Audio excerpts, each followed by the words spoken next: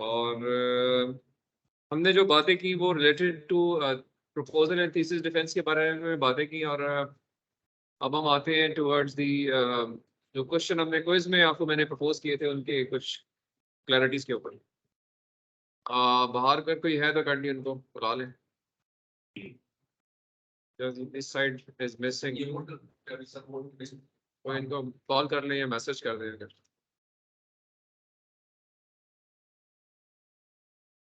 आप क्लास में पहली दफा बैठे हैं, पहले किधर गए थे? आज की अभी सुबह से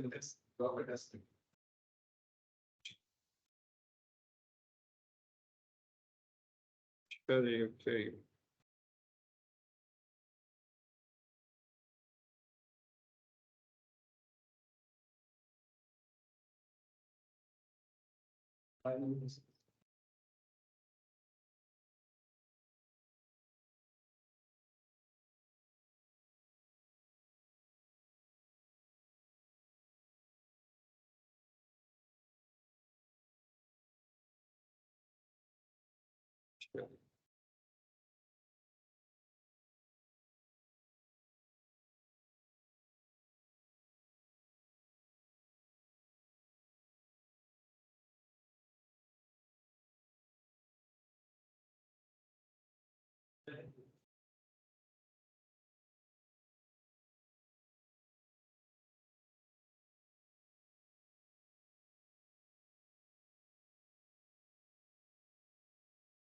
सबसे पहले हम डिस्कस करते हैं quality of general and conference papers. इसको करना क्यों इम्पोर्टेंट है?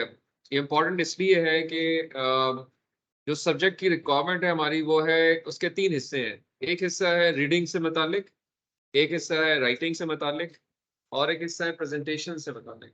जो आपने प्रेजेंट तो फाइनल डॉक्यूमेंट को करना है, लेकिन उससे पहले उसको आपने लिखना है। और लिखने के से पहले आपने कुछ पढ़ना है जिसको आपने राइटिंग में कन्वर्ट करना है। तो एक सीक्वेंस में तीन चीजें हैं जिनको आपको क्लैरिटी होनी चाहिए कि how would I read, what I would read, where I would read. And then once you collect that data which you have to go through, then you have to write selected portions from those research papers in a template which is given to you or told to you. And then third thing is, once it's written, then you have to present accordingly कि मैंने अब क्या चीज उसके अंदर से present करनी है।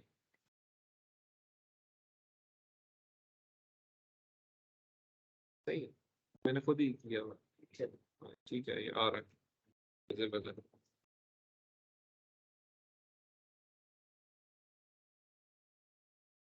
से कुछ और करके चला गया।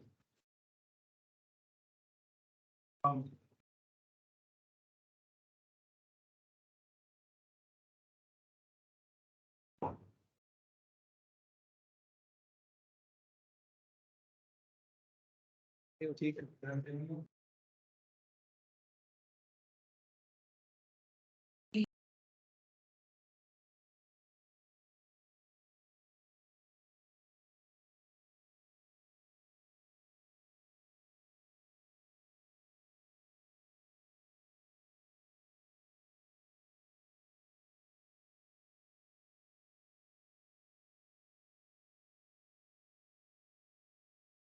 उसको बताओ ये कुछ रिमोट कंट्रोल से दबा के चला गया। पहले सही था, अभी बाद में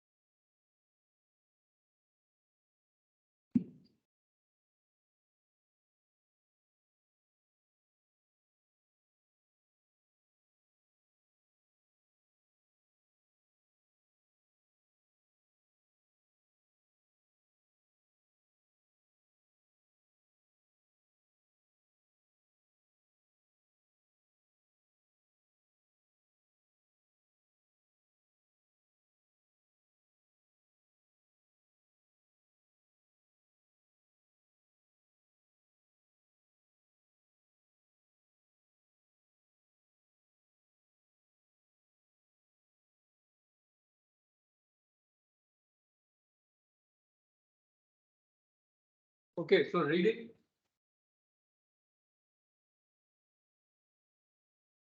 Then is writing. Then is presentation.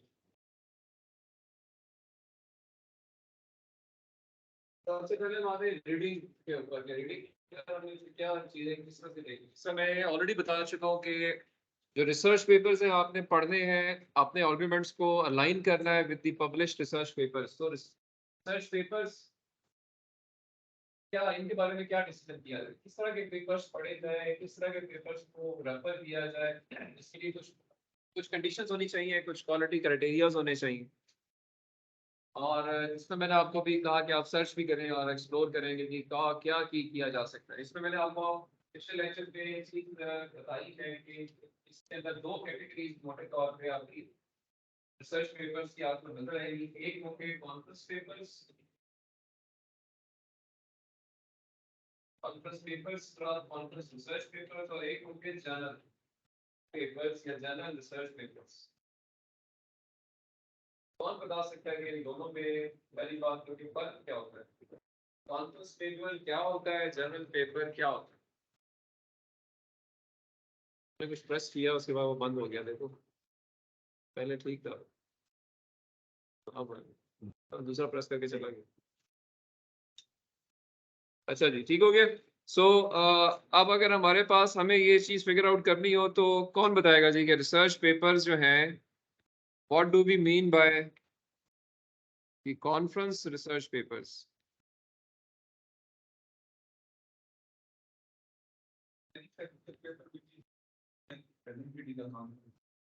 तो फिर अगला क्वेश्चन है कि कॉन्फ्रेंस क्या होती है और वो कैसे डिफरेंट होती है फ्रॉम अ जर्नल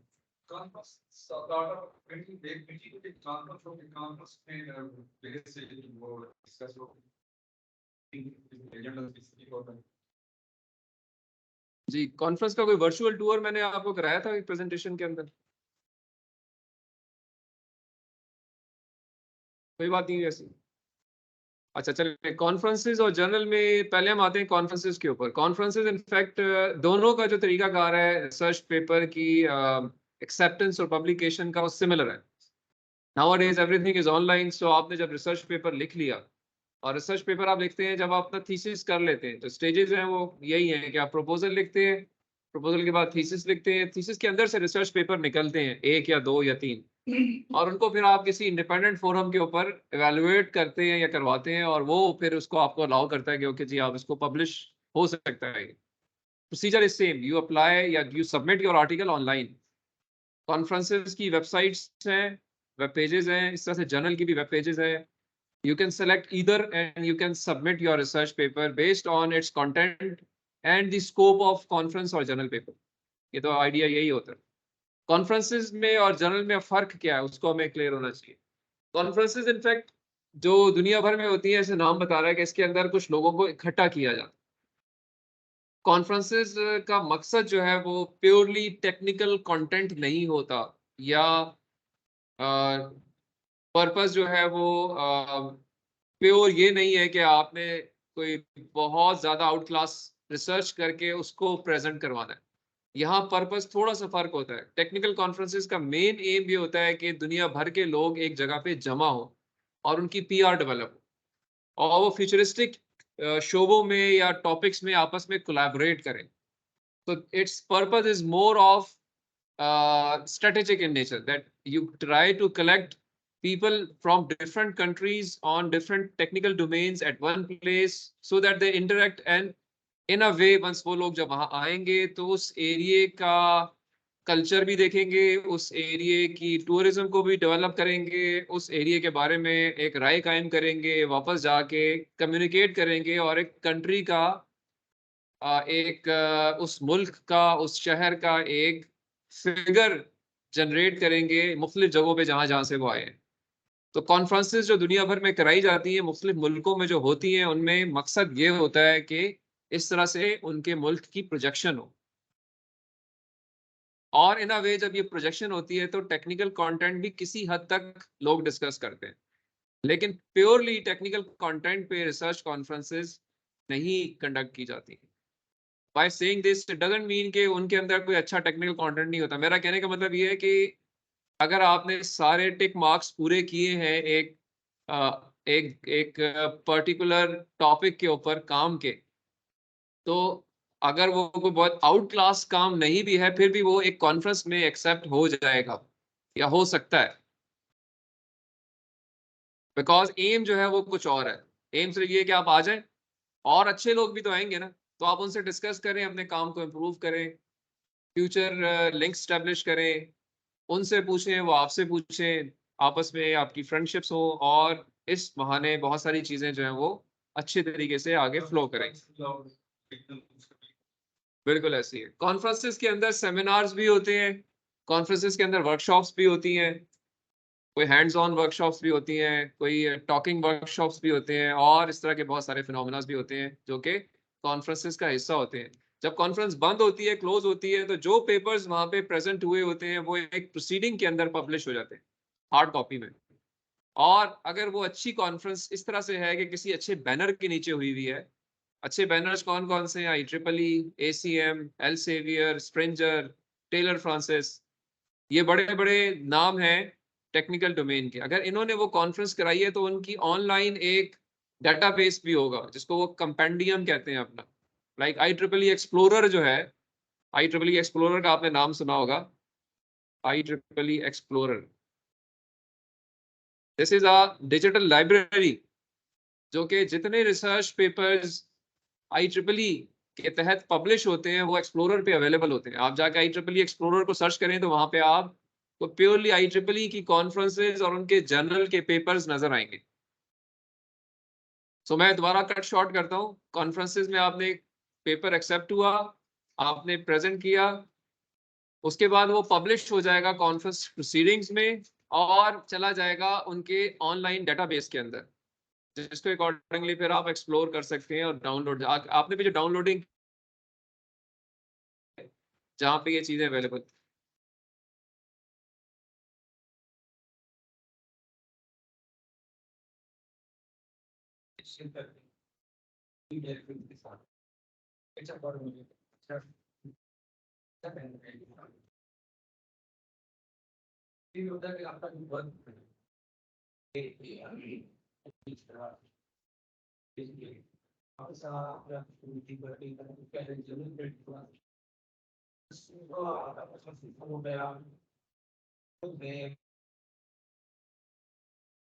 मैं आता हूँ आपके सवाल पे। एक चीज जो मैं भी आपको यहाँ पे और बता दूं कि जो दुनिया के अच्छे नाम हैं टेक्निकल डोमेन में, वो आप ध्यान में रखें। IEEE, IEET, पुराना नाम इसका IEEE था। Springer, Elsevier, Hindawi, MDPI, Taylors and Francis,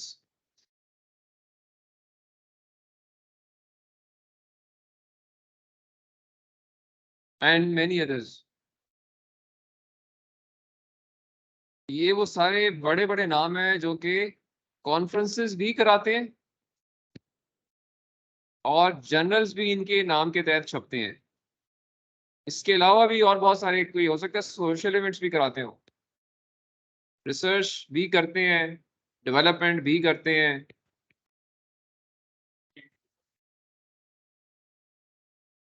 sorry, क्या चीज है? सर्च इंजन की तो मैं बात ही नहीं कर रहा हूँ, मैं तो आपको सिर्फ कुछ बड़े बड़े नाम बता रहा हूँ जिन जो पब्लिशर्स हैं। These are the publishers,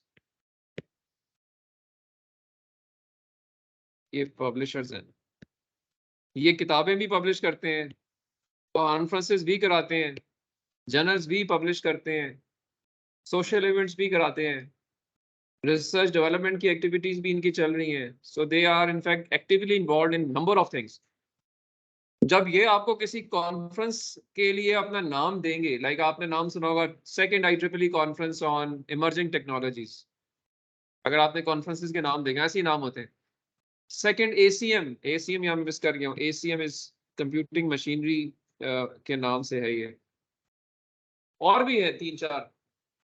you can always search rather as an assignment. आप अपने एरिया में जो फेमस पब्लिशर्स हैं at least 5, explore them, search them, लिख लें इस सवाल को। I give you time today as well. एक तो आपने ये सर्च करना है कि जी 5 major publishers in your domain या इन योर डिग्री प्रोग्राम कह लें या ओवरऑल डिसिप्लिन कह लें। And second question is the best 2 technical conferences in your area.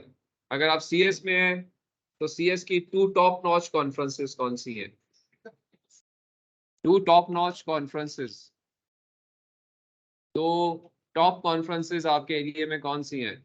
और वो कौन सी होंगी मैं उनकी आपको अभी क्लैरिटी देता हूँ कि किस कॉन्फ्रेंस को हम कहते हैं कि अच्छी कॉन्फ्रेंस।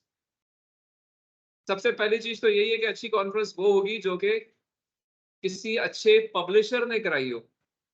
ये पहला क्वालिटी क्राइटेरिया होता है किसी कॉन्फ्रेंस का। First international conference on emerging technology की वैल्यू इतनी नहीं है जितनी first international IEEE conference on emerging technology की है, क्योंकि IEEE वाली कॉन्फ्रेंस IEEE करवा रहा है या परमिशन दे रहा है। जो वैसे मदिया करवाना चाह रही है फॉर एग्जांपल, करा सकते हैं ना। मतलब मैं आज डिसाइड करता हूँ जी कि मैंने अगले हफ्ते कॉन्फ्रेंस करानी है यूनिवर्सिटी में, मैं उसको अनाउंस कर देता हूँ, लेकिन मुझे चेक करने वाला कोई नहीं है, तो उसकी क्वालिटी डाउन होगी। बनस्पत अगर मुझे IEEE से परमिशन लेनी पड़े जी कि मैंने पहली कॉन्फ्रेंस करानी है अबासीन में और मैं उसमें नाम यूज करना चाहता हूँ IEEE का, तो वो मुझे कहेगा मुझे मेरा नाम इस्तेमाल करना है। ये मेरा एक पूरा चेक मार्कर्स लगे हुए हैं, सारी चीजें जरा मुझे आप नोट करके दें। आपका बजट कितना होगा, आपकी बिल्डिंग्स कितनी होंगी, आपके रिव्यूअर्स कितने होंगे, आप किस तरह से पेपर रिव्यू करेंगे, लिख के बताएं। चेयर्स आपके जो थीम्स होंगे कौन कौन से होंगे, आप एक्सेप्ट कर लेंगे तो कितनी चार्जिंग लेंगे, रजिस्ट्रेशन कितनी पे करेंगे, आप कॉन्फ्रेंस कराएंगे किधर, आप उनको ठहराने का बंदोबस्त क्या करेंगे, आपका बजट कितना है, ये सारा कुछ वो मुझसे डिटेल्स लेंगे। And they will make sure कि I will follow some quality criteria to accept and reject papers. तो सारी बात है, आप ये कॉन्फ्रेंस उससे बेहतर होगी जो कि मैं खुद इंडिपेंडेंटली करवाना चाह रहा हूँ या कोई भी कराना चाह रहा है। तो पहला quality criteria for a better conference is if you are having some banner, IEEE का नाम है, एल्सेवियर का नाम है, स्प्रिंजर का नाम है, ACM का नाम है, लाइक और आप जो सर्च करेंगे भी अपने 5 मेजर एरिया एक्सपर्ट पब्लिशर्स, उनमें से किसी का नाम अगर उस कॉन्फ्रेंस में है तो वो is a good conference, number 1। Number 2, जो रिसर्च कॉन्फ्रेंसेज हैं वो रिसर्च कॉन्फ्रेंसेज जो है अगर सीरीज में हो रही हैं, क्योंकि रिसर्च कॉन्फ्रेंस या टेक्निकल कॉन्फ्रेंस दोनों एक ही नाम है, ये साल में एक दफा होती है। जब साल में एक दफा होती है तो 10th IEEE conference on emerging technologies का मतलब ये है कि ये 10वां साल है उसको, कॉन्फ्रेंस को। तो जब एक चीज सीक्वेंस में बार बार हो रही है या रिपीट हो रही है तो उसकी क्वालिटी बेहतर होती है क्योंकि वो मेच्योर हो चुकी है। फ्लो भी फॉलो करते हैं, उसमें ऑटो के ऊपर इंप्रूवमेंट्स आती चली जाती हैं, पिछली दफा से अगली कॉन्फ्रेंस बेहतर होती है। ठीक है, मुशाहिद नाम है आपका? मुशाहिद, समझ आ रही है? आपका एरिया क्या है? Civil engineering. तो second quality criteria of a technical conference is reputation और सीरीज। HEC फंड करती है कॉन्फ्रेंस अटेंड करने के लिए अगर आपने किसी ऐसे कॉन्फ्रेंस में पेपर एक्सेप्ट हुआ है जो कि 10th से प्लस है, नीचे वालों को वो फंड नहीं करते। 10th कॉन्फ्रेंस और प्लस या जितना नंबर हाई होता है उतना आपके फंड होने के, आपके आने जाने का, आपके रजिस्ट्रेशन के खर्चे HEC दे देती है अगर आप अप्लाई करें। मोबिलिटी ग्रांट कहते हैं उसको, वो आपको दे देती है अगर आपने किसी हायर सीक्वेंस नंबर की कॉन्फ्रेंस में पेपर भेजा है और एक्सेप्ट हुआ। डिफाइंड है। Second criteria is number of sequence. Third is her conference बताती है कि जी मेरा एक्सेप्टेंस रेट क्या है या रिजेक्शन रेट क्या है। 25% एक्सेप्टेंस रेट है, प्राउडली मेंशन करेंगे वो अपने फ्रंट पेज के ऊपर, जिसका मतलब ये हुआ कि 100 में से 25 पेपर एक्सेप्ट हुए। 100 में से 25 पेपर एक्सेप्ट होने का मतलब ये कतई नहीं है कि बाकी 75 किसी काम के नहीं थे। इसका मतलब ये है कि 100 के 100 एक्सेप्टेबल थे, उनमें से एक फिल्टर लगा है और 25 पेपर सिलेक्ट हुए हैं for presentation in the conference. बाकी 75 को उन्होंने माजरत कर लिया, although they were acceptable, qualifier थे, बट उनमें अच्छे पेपर थे जो कि एक्सेप्ट किए गए। तो एक्सेप्टेंस रेट जो है ये थर्ड क्वालिटी क्राइटेरिया होता है किसी टेक्निकल कॉन्फ्रेंस के अच्छे होने का। सर ये फिल्टर बैंक का स्टेट की बेसिस पे आती है, क्या वजह होती है सारे जब क्वालिफाई करते हैं, क्या रीजन क्या होता है कि इसको फिल्टर लगा के छोड़ दे दें? देखिए ना, इसमें आप क्लास में 40 लोग हैं और मैं चाहता हूँ कि जी मैं 5 आप में से सेलेक्ट करूँ, सारे क्वालिफायर हैं, बट मैं जो 5 करूंगा उनकी क्वालिटी फिर बाकियों से अच्छी हो जाएगी ना। तो मेरा अल्टीमेटली मैं ऑर्गेनाइजर हूँ कॉन्फ्रेंस का, तो मैं चाहूंगा कि मेरे रिसर्च पेपर लोग बाद में से साइट करें।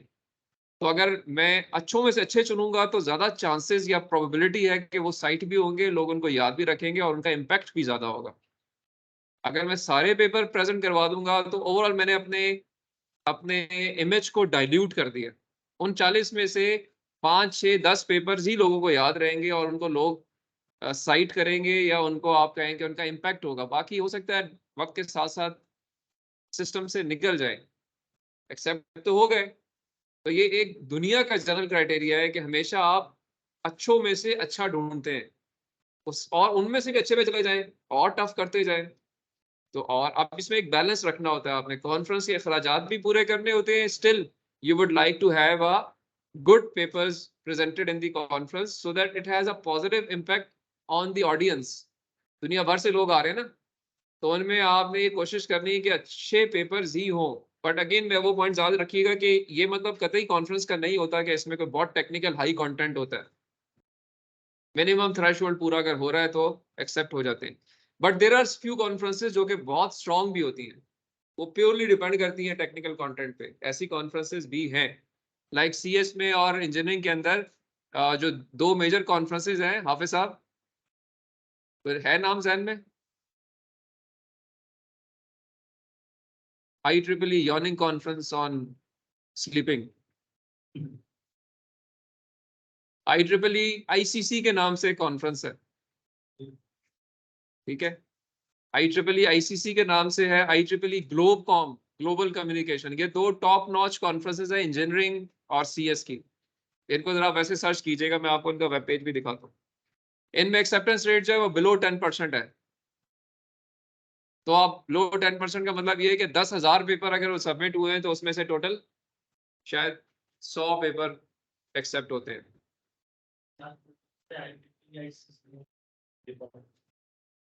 IEEE ICC को हम सर्च कर लेते हैं, इसकी एब्रीविएशन में आपको बता देता हूँ।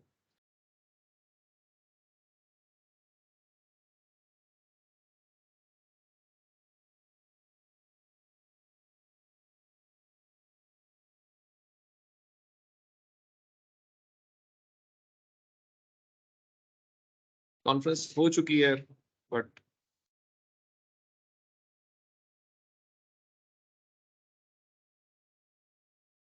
This is the web page. इसी तरह के वेब पेज होंगे।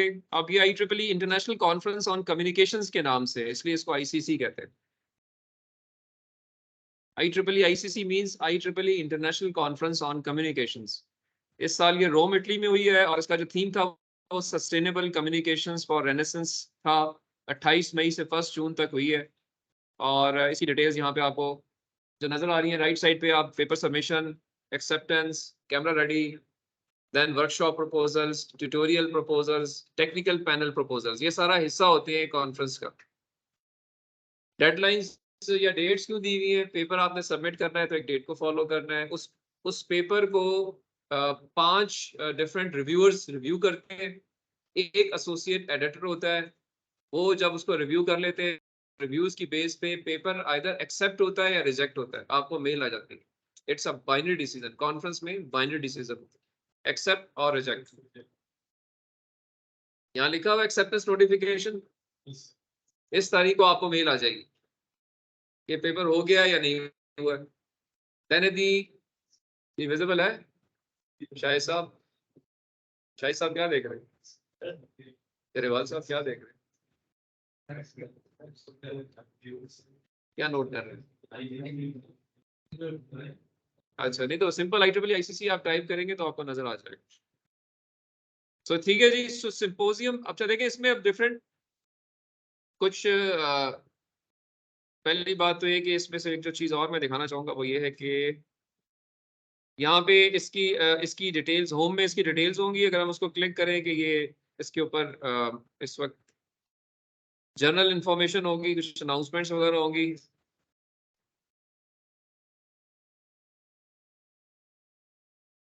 कुछ इन्फॉर्मेशन यहाँ दी हुई है, इसको अपने तौर पे आप पढ़ सकते हैं। मैं इसमें कुछ इसकी डिस्ट्रीब्यूशन बताता हूँ आपको। ये इसके पार्टनर्स या पैटर्न्स हैं, इंडस्ट्रियल पार्टनर्स हैं जो असिस्ट कर रहे हैं इसको, जो स्पॉन्सर कर रहे हैं, ठीक है। और अभी इस वक्त यहाँ पे सच इसके थीम्स नजर नहीं आ रहे, बट यहाँ पे कमेटीज हैं। ये इसकी ऑर्गेनाइजिंग कमेटी की डिटेल, टेक्निकल प्रोग्राम TPC की डिटेल, इंडस्ट्रियल फोरम्स, एग्जीबिशंस, क्योंकि इंडस्ट्री वाले लोग आके अपने स्टॉल्स लगाते हैं।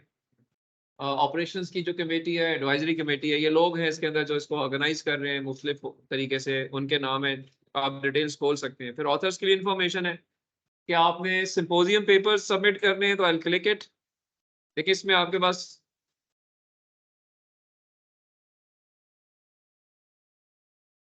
जो सिंपोजियम, अब जो कैटेगरीज है देखिए इसके अंदर 2-3 डिफरेंट कैटेगरीज है। सिंपोजियम पेपर्स है, वर्कशॉप पेपर्स है, एंड ट्यूटोरियल प्रपोजल्स हैं, टेक्निकल पैनल प्रपोजल्स हैं। इनमें फर्क क्या है? जो रिसर्च पेपर्स हैं वो जनरली सिंपोजियम और वर्कशॉप में जाते हैं। रिसर्च पेपर एक ऑथर जो सबमिट करते हैं वो किसी सिंपोजियम के अंदर जमा कराते हैं या वर्कशॉप के अंदर जमा कराते हैं। जो आपके ट्यूटोरियल्स होते हैं या इवन जो वर्कशॉप प्रपोजल्स भी होते हैं, कुछ लोग ये चाहते हैं कि ऑन हैंड वर्कशॉप में किसी चीज पे कराऊं, तो वो अपना प्रपोजल यहाँ पे डाल सकते हैं। इंडस्ट्री का आदमी है, आप सिविल, आप किसी डैम पे एम्प्लॉयड है और आप चाहते हैं जी कि मैं डैम्स की वर्किंग के ऊपर एक वर्कशॉप कराना चाहता हूँ, तो आप प्रपोजल उनको दे सकते हैं। That would not be a research paper, that would be a hands on experience. So workshop उस मकसद के लिए किया जाता है। ट्यूटोरियल क्या है?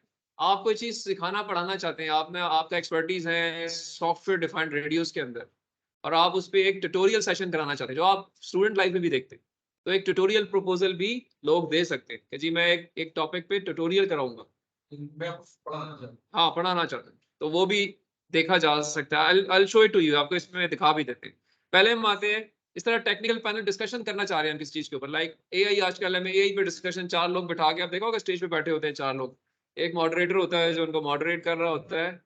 से मुझे याद है मीडिएटर मॉडरेटर को हमने देखना है, तो वो मॉडरेटर उनको सवाल जवाब कराता है, ऑडियंस क्वेश्चन करती है और वो एक डिस्कशन होती है इंटरेक्टिव, जिसमें आपको चीज अपनी क्लैरिटीज देते हैं, उसको हम नाम देते हैं। वो भी एक कॉन्फ्रेंस का हिस्सा होती है। तो it's a arrangement of various sessions with in that 3-4 days जिसमें ये कॉन्फ्रेंस हो रही होती है। किसी होटल में होगी, किसी यूनिवर्सिटी में होगी, मुख्तलिफ कमरों में ये सारी चीजें चल रही होंगी। कहीं सिंपोजियम होगा, कहीं वर्कशॉप चल रहा होगा, कहीं ट्यूटोरियल डिस्कशन हो रही होगी। आपकी मर्जी है कि आपके पास पूरा टाइमलाइंस होंगी, आपने क्या अटेंड करना है, जाएं बैठ जाएं वहां पे, टाइमिंग के साथ होगा। इसकी प्रोग्राम भी हम देख लेते हैं। इधर जो मैं आपको दिखा रहा हूँ वो ये कि this is the technical symposium papers details, कि आपने किस में अपना पेपर सबमिट करना है। एक स्ट्रीम है IoT एंड सेंसर नेटवर्क्स की, पहली जो नजर आ रही है, आ रही है कि नहीं आ रही? नजर आ रहा है? इधर आ जाओ, तो जिनको नजर नहीं आ रहा आगे इधर आ जाओ। एनीबडी जवाब नजर आ रहा है? बड़ा बड़ा क्या लिखा हुआ है? पहले सिंपोजियम का नाम क्या लिखा हुआ है? IoT sensor network symposium. अब से आपका रिसर्च पेपर इस डोमेन अंदर है, तो अपना पेपर आप इस सिंपोजियम के, इसमें CFP means call for papers, CFP call for papers, इसको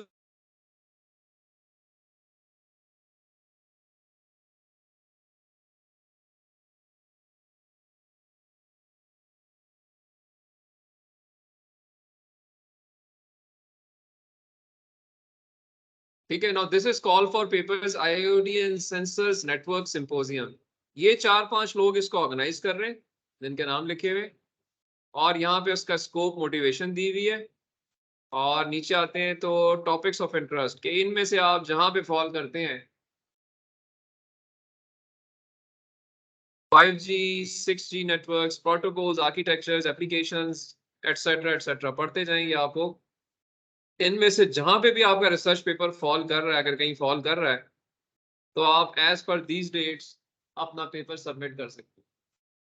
11 अक्टूबर तक आप सबमिट करेंगे, 18 जनवरी तक आपको यस नो का जवाब मिल जाएगा और कुछ और डिटेल्स दी हुई। ठीक है। अब इनफैक्ट मैं अगर दोबारा चला जाऊं तो ये देखिए, ये एक है, और भी है। और कौन कौन से पढ़ेंगे वो बगैर, दूसरा कौन सा है?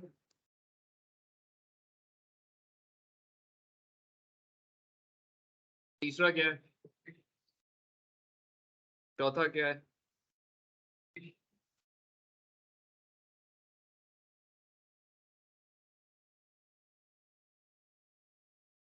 Quality of service.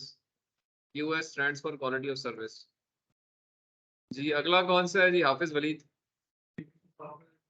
फिर फिर ठीक है, फिर ठीक है,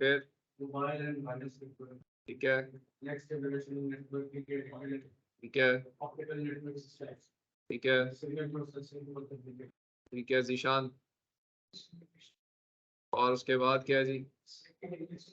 उसके अंदर फर्दर उन्होंने कुछ टॉपिक्स और भी रखे हुए हैं। बिग डाटा पे है, क्लाउड कंप्यूटिंग, नेटवर्किंग, स्टोरेज पे है, ई हेल्थ पे है, molecular biological multi scale communication पे है। ठीक है जी। जी सबक और क्या है? और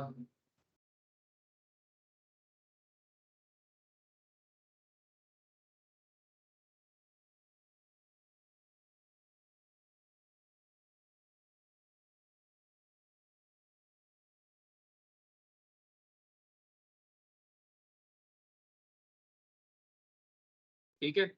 अच्छा, ये सारे के सारे CFPs, ये सारे के सारे जो ट्रैक्स, इनको हम ट्रैक्स कहते हैं कि ये डिफरेंट थीम्स हैं जो कि किसकी है?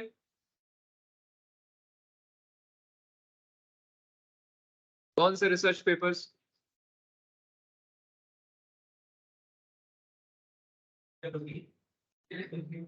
Symposium research. ये आप सिंपोजियम में सबमिट कर रहे हैं। ये एक कैटेगरी है कॉन्फ्रेंस की। सिंपोजियम्स होंगे जिसमें क्या होगा, हॉल्स के अंदर कमरों में, इन ट्रैक्स पे, ये जितने ट्रैक्स हैं 20 कमरों में ये कॉन्फ्रेंसेस मॉडरेट हो रही होंगी, लोग प्रेजेंट करेंगे और लोग सुनेंगे, सवाल जवाब करेंगे। रिसर्च पेपर, ओरल सेशंस भी होंगे, पोस्टर सेशंस भी होंगे। वो हम आगे, और मैं आपको एक वर्चुअल टूर भी कराता हूँ। अच्छा, उसके बाद आते हैं वर्कशॉप पेपर्स पे। ये एक और कैटेगरी है। अब मैं उसको क्लिक कर दूँ। देखिए जी वर्कशॉप पेपर्स, अभी ये देखें जी वर्कशॉप पेपर्स में, if you can see it and go through. पहला वर्कशॉप क्या है जी?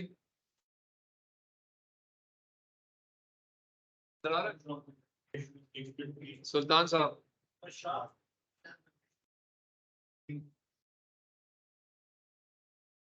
Second workshop.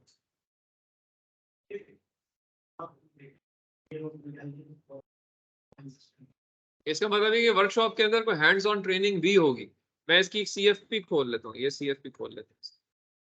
CFP stands for symposium हो गए। अब वर्कशॉप्स पे आ गए हम। ठीक है। तो सिंपोजियम्स के पेपर्स भी होते हैं, आप उसमें भी फिल इन कर सकते हैं, आप वर्कशॉप में भी जा सकते हैं, उसमें हैंड्स ऑन ट्रेनिंग भी शायद होगी, आप रिसर्च पेपर भी अपना प्रेजेंट कर सकते हैं क्योंकि वो रिलेटेड है उस डोमेन का है। ठीक है, तो हम वो भी खोल सकते हैं और उसको भी देख सकते हैं। तो यहाँ पे देखें, ये अब खुल गया इसका। क्या ये, इसका नाम क्या है सिंपोजियम का? 5th IEEE international workshop on data driven intelligence. अब देखिए मजे की बात है, कॉन्फ्रेंस जो है वो शायद चौथी 40th कॉन्फ्रेंस है, 70 साल से हो रही है बल्कि। ठीक है, लेकिन उसके अंदर ये वर्कशॉप जो है रिपीट हो रहा है, और 5वां वर्कशॉप है जो कि उसी सीरीज में रिपीट हुआ है, पिछले 5 साल से कंडक्ट कर रहे हैं। इसलिए 5th IEEE वर्कशॉप है ये। जवाब यस सर बहुत बड़ा बोलता है, लेकिन आगे से सवाल करें तो फिर इसको कुछ पता नहीं होता कि क्या सवाल था। ठीक है। तो इसका स्कोप देखिए अलग दिया हुआ है सारा। ये देखिए इसका स्कोप उसने अलग डिफाइन किया हुआ है। ये क्या चीज है, टॉपिक्स ऑफ इंटरेस्ट इसके अंदर अलग लिखे हुए कि इनके अंदर अगर आपका एरियाज है, आपका टॉपिक है, आपका पेपर है, तो आप उन टाइम लाइन्स के मुताबिक जो राइट साइड पे लिखी हुई है, ये नीचे देखते हैं हम, ये इंपॉर्टेंट डेट्स नीचे दी, आप अपना पेपर यहाँ पे सबमिट कर सकते हैं। देखिए इसमें डेडलाइंस डिफरेंट है, 20 जनवरी सबमिशन है, 6 मार्च एक्सेप्टेंस है। वहां पे कुछ अगर देखो तो वहां अक्टूबर की कोई डेट थी पिछले वालों में, फर्क है दोनों में। फिर कैमरा रेडी एक्सेप्टेड पेपर्स की बात हुई है और फिर पेपर सबमिशन की बात हुई। तो दिस इज दी वर्कशॉप्स जो कि इसमें भी पेपर सबमिट हो सकते हैं। स्कोप देखें इस कितना बड़ा हो रहा है, नॉट सिंपल। ठीक है जी, सो ये वर्कशॉप्स आ गए, इनमें भी रिसर्च, अब ये सारी लिस्ट है आप ढूंढे इनमें आपका, ये आप इसको आप जनरलाइज कर ले, चाहे आप सिविल इंजीनियरिंग के हैं, चाहे आप कंप्यूटर के हैं, चाहे आप इलेक्ट्रिकल के हैं, इस तरह की सारे की कॉन्फ्रेंसेज है। इसलिए मैंने आपसे कहा है कि अपने एरिया की बेस्ट 2 कॉन्फ्रेंसेज आपने फिगर आउट करनी है। ये मैंने आपको इंजीनियरिंग की 2 बेस्ट कॉन्फ्रेंसेज बताई है, एक पहली बता दी, दूसरी कौन सी है, दूसरी भी बताई थी, नोट नहीं की?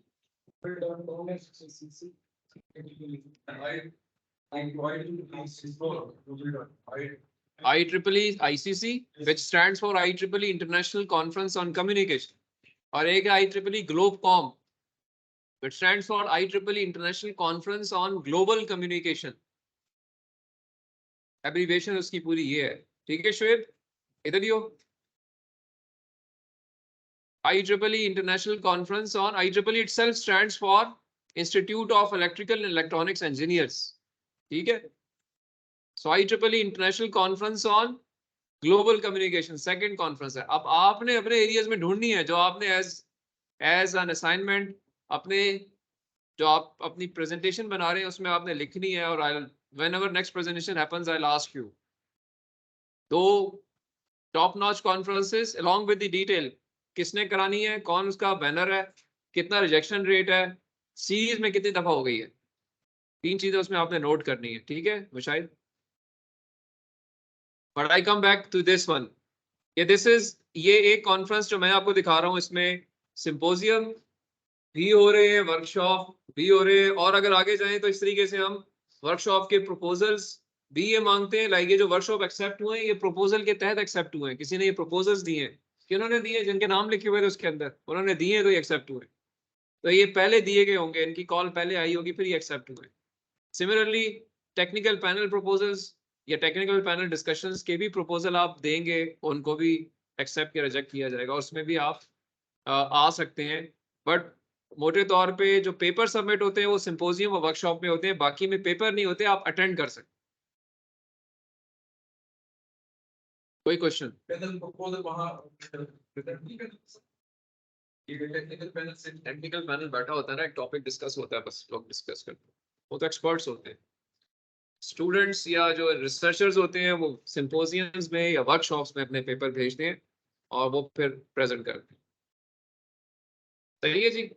अब ये जब सारी कॉन्फ्रेंस हो जाएगी, इसकी जो कॉन्फ्रेंस, अभी इसमें और चीजें भी हैं, प्रोग्राम यहाँ पे देखें इसने मेंशन किया हुआ है, अगर इसको हम खोलेंगे तो इसका पूरा प्रोग्राम खोल देगा कि इस वक्त इसके की नोट्स, लाइक आपने वर्कशॉप्स का खोलना है या आपने जो भी इसमें कंसर्न आप देखना चाह रहे हैं, टेक्निकल पैनल सेशंस देखना, टेक्निकल सिंपोजियम प्रोग्राम में आप जाना चाहते हैं, तो उसको आप क्लिक करेंगे।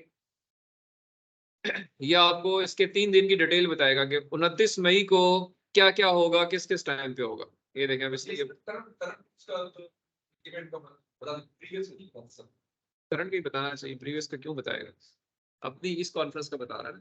तो देखिए मंडे में 29 को 11:30 से 12:15 तक जो काम हो रहे हैं ये सारे वो मेंशन किए गए। पहला सेशन, दूसरा सेशन, उसके अंदर जो टाइम है उसमें मेंशन किए हुए, और अकॉर्डिंगली एरिया भी बताया हुआ कि कहाँ पे ये होगा। तो ये सारी डिटेल्स यहाँ पे, ये सेकंड देखें, यहाँ पर सेकंड सेशन का टाइम दिया हुआ है और इसकी रूम बताया है कि ये सारे इन कमरों में होंगे। फिर नीचे आते हैं तो ये तीसरे का बताया हुआ है। तो आपने जिसमें जाना है आप सर्च करके उधर जा सकते हैं, अपना पेपर प्रेजेंट करना है या आपने डिस्कशन का हिस्सा बनना है, वो आपकी चॉइस है।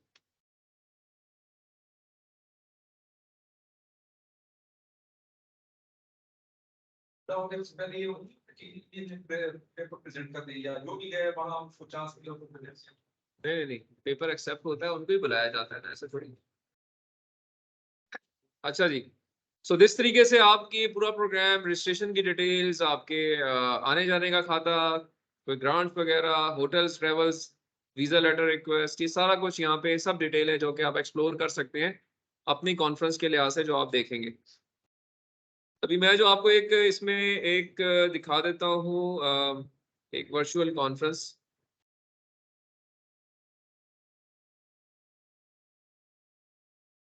ताकि थोड़ा आपको आइडिया हो कि क्या मुराद है इससे। जब आपने पेपर सबमिट किया, पेपर आपका रिव्यू हो गया, एक्सेप्ट हो गया, वो जो डेट नोटिफिकेशन आ गई आप, तो आपको कहा जाएगा जी कि कॉन्फ्रेंस होनी है 29 मई से 3 जून तक। 29 मई की शाम को आप इस जगह पहुंच जाए जिनका पेपर एक्सेप्ट हुआ है, जिन्होंने उसे पार्टिसिपेट करना है। तो फर्स्ट इवनिंग में वो आएंगे, अपने आप को काउंटर पर रजिस्टर करेंगे, वहां पे उनको बता दिया जाएगा जी कि ये सीक्वेंस है और ये आपकी कार्ड है आपका, ये आपका बैग है, ये आपका राइटिंग मटेरियल है, ये आपकी प्रोसीडिंग है, ये आपकी यूएसबी डिवाइस है, you are for us you are in.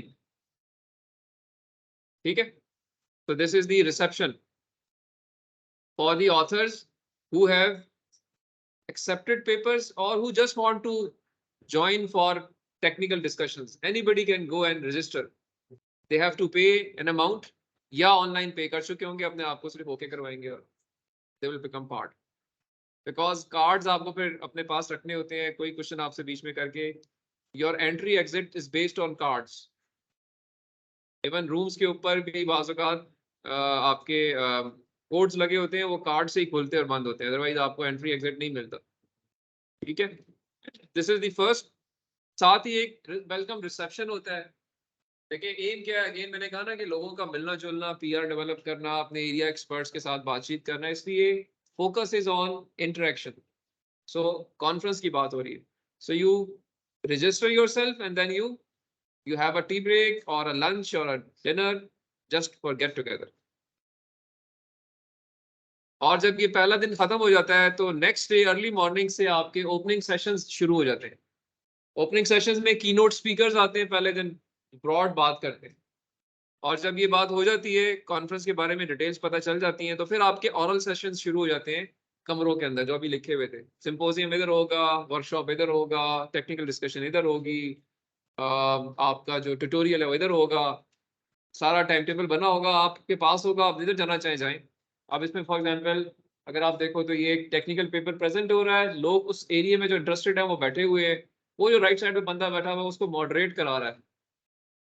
He is trying to manage the time कि जी 10 मिनट के अंदर अंदर अपना काम खत्म करें, अगला स्पीकर आए, अगला स्पीकर आए। लोग क्वेश्चन आंसर करते जाएंगे, कोई कोई हो सकता है ऑड क्वेश्चंस हो, अच्छे क्वेश्चंस हो, बुरे क्वेश्चंस हो, वो मैनेज करना इसका काम है।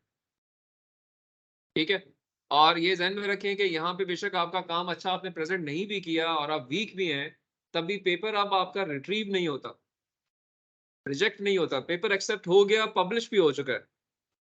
यहाँ पे सिर्फ आप इंप्रूवमेंट के पर्सपेक्टिव से क्वेश्चन आंसर करते हैं, नई चीजें सीखते हैं, नई चीजें सिखाते हैं, और ऑडियंस भी आपसे सीखती है या आपको बताती है कि यार ये वीकनेस है, ठीक करें इंटरेक्शन में। तो this is the oral sessions. साथ ही साथ इसके अंदर कुछ पोस्टर सेशंस भी होते हैं। कुछ पेपर्स ऐसे होते हैं जो कि ग्राफिक्स में अच्छे होते हैं, में तस्वीरें अच्छी होती हैं, तो उनको आप एक गैलरी में लगा देते हैं and people can just go and ask you questions. आप खड़े होते हैं वहां पे और आप इस तरीके से ज्यादा पेपर्स जो है वो गुजर जाएंगे, क्योंकि गैलरी में लगे होंगे से 100 पेपर्स अपनी प्रेजेंटेशंस लोगों ने लगाई हुई है, जिसने जाना है सुने उनकी बात, उनसे क्वेश्चन आंसर करे और आगे चला जाए। जो ये वाले सेशन है इनमें टाइम ज्यादा लगता है इनके अंदर, क्योंकि इसमें हर सीक्वेंस में बात हो रही है ना, इसमें 10 मिनट फिर अगला 10 मिनट फिर अगला 10 minute. whereas here you can make more people to present and to place their posters and people can just have around in 1 or 2 hours। so ये क्लोज हो जाता है। जो आपके वर्कशॉप के अंदर भी और सिंपोजियम के अंदर भी दो किस्म के फर्दर सेशंस होते हैं, एक ओरल सेशन होता है, एक दूसरा पोस्टर सेशन। इस तरह से 2 दिन ये एक्टिविटी चलती रहती है। ओरल से आपके वर्कशॉप भी खत्म हो जाते हैं, सिंपोजियम भी खत्म हो जाते हैं, टेक्निकल डिस्कशंस भी खत्म हो जाती हैं, ट्यूटोरियल्स भी खत्म हो जाते हैं, और फिर then comes a social event night. आप उस रात को जनरली उन सबको आप कहीं बाहर ले जाते हैं। इस्लामाबाद कोई आया हुआ है तो आप उसको पीर सुहावा ले जाएंगे, रावल डैम ले जाएंगे, जो अच्छी जगह हैं दो चार। अगेन एम क्या है कि वो जरा घूमे फिरे, कल्चर से उनको आगाही हो, लोगों से मिले जुले, उस एरिया का टूरिज्म डेवलप हो, कल को वो इंडिपेंडेंट आए, चार काम कर। ठीक है। और आखिरी फाइनल डे के अंदर there is closing session. Closing session में बेस्ट पेपर्स अवार्ड मिल जाते हैं हर एक वर्कशॉप, हर एक सेशन के। And ultimately you make a group photo and you just go out. इस तरह से एक कॉन्फ्रेंस क्लोज होती है, और इस तरह से कंडक्ट होती है, हर साल एक दफा होती है। ठीक है जी, समझ आई बात की। अब मैं आपको टाइम देता हूँ, जरा आप एक्सप्लोर करें अपने एरिया की बेस्ट 2 कॉन्फ्रेंसेस, नंबर 1, और उनकी डिटेल सारी आपने फिगर आउट करनी है, जो मैंने आपको बताया कि क्वालिटी के लिए इंपॉर्टेंट है। जब वो आप कर लेंगे then we move on to the journals. ठीक है, स्टार्ट। कोई क्वेश्चन अगर है तो आप पूछ सकते हैं, एनी क्वेश्चन।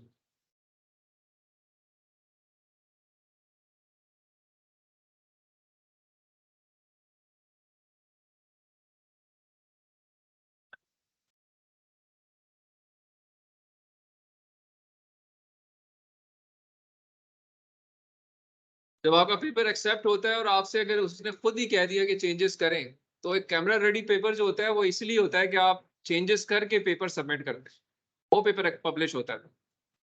अगर उसमें आप, अगर रिव्यूअर्स ने वो रिकमेंड किया ही नहीं, आपको खुद ही पता है कि मैंने कोई गलतियां की हुई हैं, तो वो फिर आपकी मर्जी, आप दोबारा करें नए सिरे से और अपना काम इम्प्रूव करें, और इतना चेंज कर लें कि 70% चेंज हो जाए, फिर आप रीसबमिट कर सकते हैं। ये शायद साहब आपके सवाल का जवाब भी है कि आपने अगर अपने रिसर्च पेपर को किसी जर्नल में भेजना है जो कि कॉन्फ्रेंस में पब्लिश हो चुका हो, तो उसको कम से कम 70% नया होना चाहिए।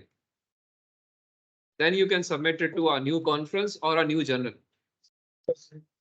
कंटेंट चेंज हो जाएगा, same paper can not be send.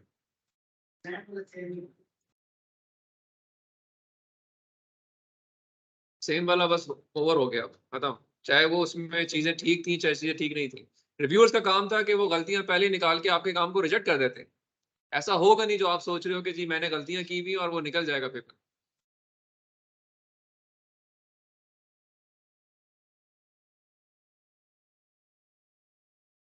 वो आप चेंज नहीं हो सकते, वो आप चेंज नहीं हो सकते, वो आप इंप्रूवमेंट करें, वो नया काम करें, आगे और करें, 70% चेंज करें, कहीं और सबमिट करें। ये तो हो गया, क्लोज हो।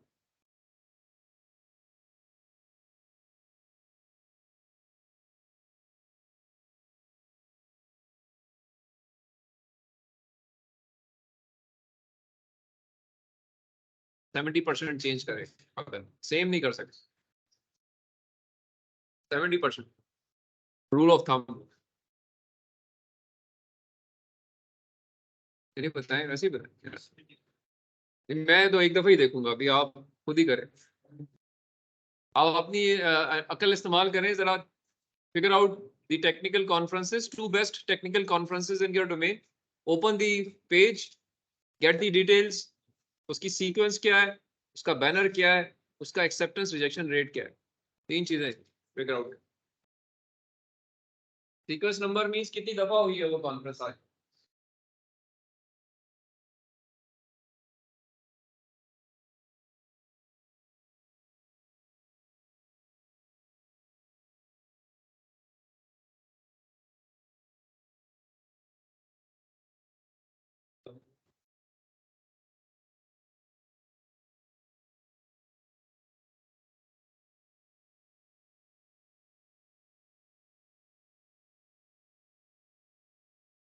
कांग्रेस और कॉन्फ्रेंस के फर्क है। कांग्रेस और कॉन्फ्रेंस बात सिमिलर नेम है, लेकिन ये आईसीआईडी और हाई कोर्ट के कांग्रेस होते हैं, कांग्रेस जो के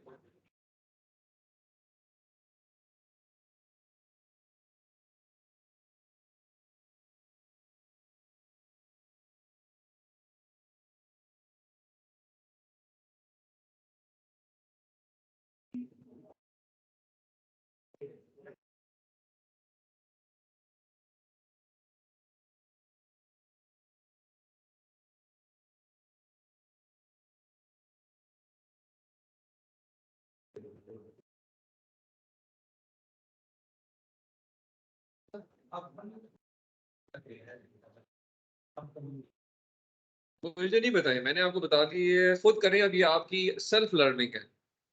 अप्लाई करें करेक्शन अपने सर्च के ऊपर कि क्या गलती कर रहा हूँ। सवाल कौन सा क्या है?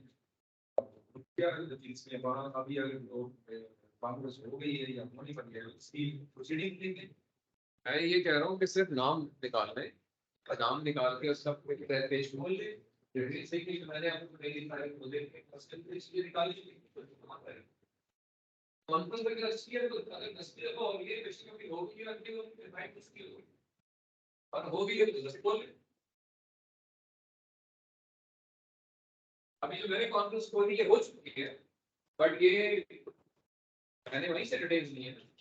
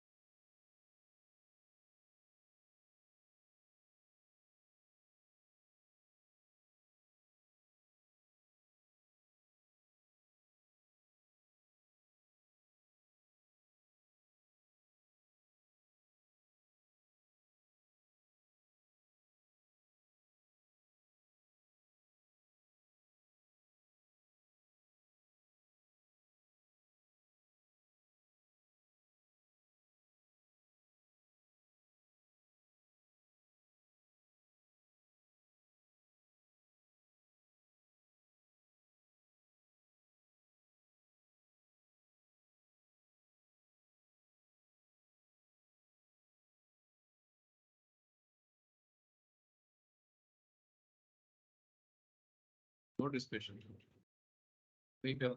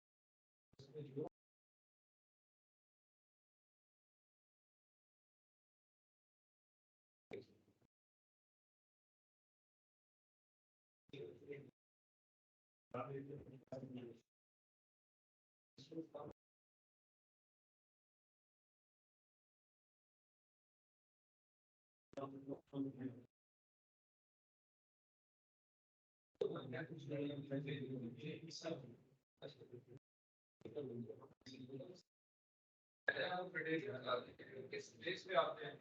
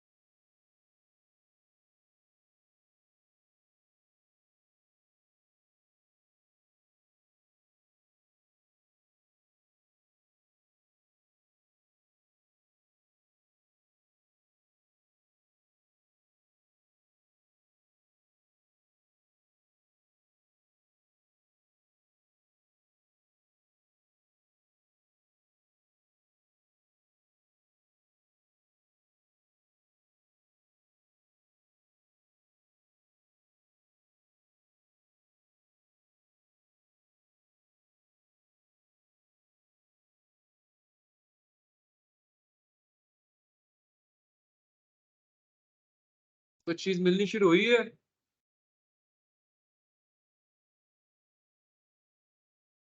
ये you will make it part of your presentation. तो आपकी प्रेजेंटेशन बन गई है ना, वो प्रेजेंटेशन भी आपने पॉपुलेट करना है।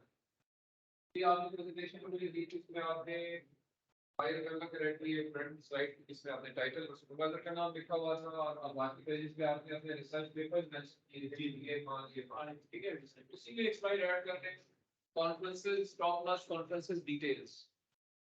और वो जब भी प्रेजेंट नेक्स्ट करेंगे आई विल आस्क के अभी आपने एक्सप्लोर करना है अपने एंड पे, ठीक है। मैं इसको अभी इतना ही रखता हूँ, ये इसमें स्पून फीडिंग में नहीं करूंगा। ढूंढें, डिस्कस करें, लोगों को अप्रोच करें, सुपरवाइजर को रगड़ें, I don't know what ever method you use, online देखें, अपने एरिया की 2 बेस्ट कॉन्फ्रेंसेज, उनके वेब पेजेस फिगर आउट करें।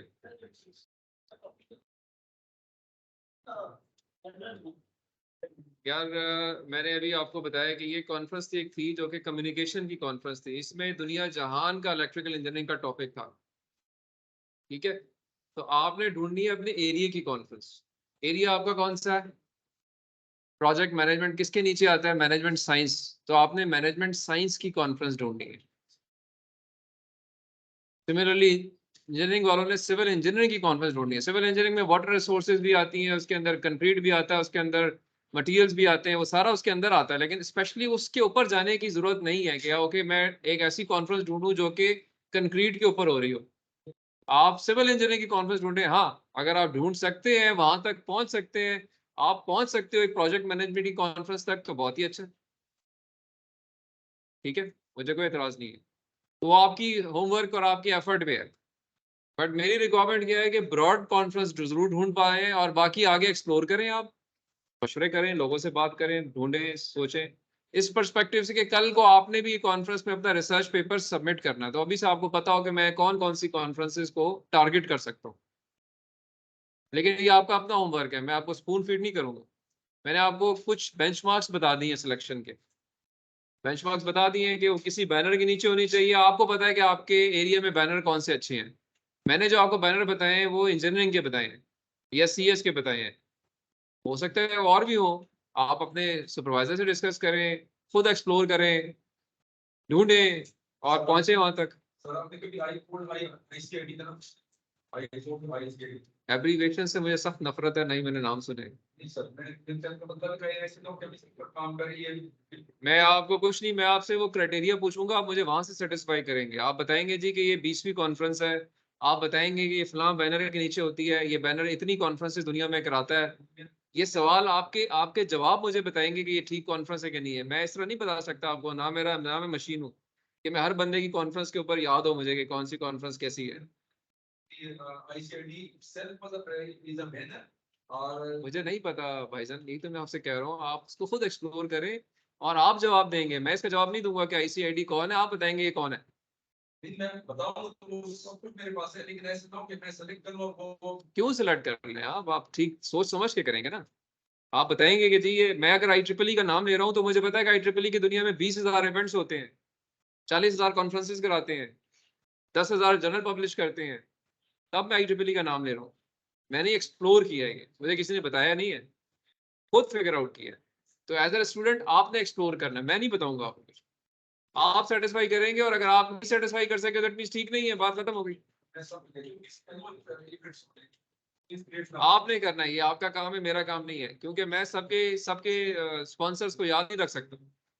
मैं आपको लिमिटेड बताऊंगा, मैंने आपको तरीका बता दिया। तरीके को आप अपने हाथ से अप्लाई करें, सीक्वेंस में देखें किस नंबर पे वो कॉन्फ्रेंस हो रही है, एक्सेप्टेंस रिजेक्शन रेट चेक करें, लोगों के रिव्यूज पढ़ें, लोगों से मशवरा करें, बैनर्स चेक करें, then come out with all the parameters कि ये वजह है जिसकी वजह से मैंने ये 2 कॉन्फ्रेंस सेलेक्ट किए हैं, and your arguments will tell me कि वाकई ये ठीक कॉन्फ्रेंसेस हैं। जो नेक्स्ट हमने स्लाइड क्रिएट कर लिया अपनी प्रेजेंटेशन में, तो 2 कॉन्फ्रेंसेस हमने सेलेक्ट किए, तो दोनों के लिए एक स्लाइड होगा या जो भी फॉर्मेशन हम देते हैं उसके लिए बेशक जितने की स्लाइड तो एक स्लाइड काफी है, एक कॉन्फ्रेंस के लिए एक स्लाइड काफी है। बाकी आप हिडन स्लाइड्स रखना चाहते हैं रख लें। लेकिन मेन एक ही स्लाइड होनी चाहिए। तो ये आपने उस अपने एरिया की कॉन्फ्रेंसेस को फिगर आउट करना है। मैं अब आ जाता हूँ जनरल पेपर्स के ऊपर, जिसको हम कंप्लीट करें ताकि हमारा ये एक एरिया कवर हो जाए। और अब आप जो रिसर्च पेपर आपने जो शॉर्टलिस्ट किए ना 5-10 जो आपने दिखाए थे, उन पे अब आपने एक क्राइटेरिया लगाना है कि जी मैंने जो पेपर सिलेक्ट किए हैं क्या वो अच्छी कॉन्फ्रेंस के हैं या नहीं है।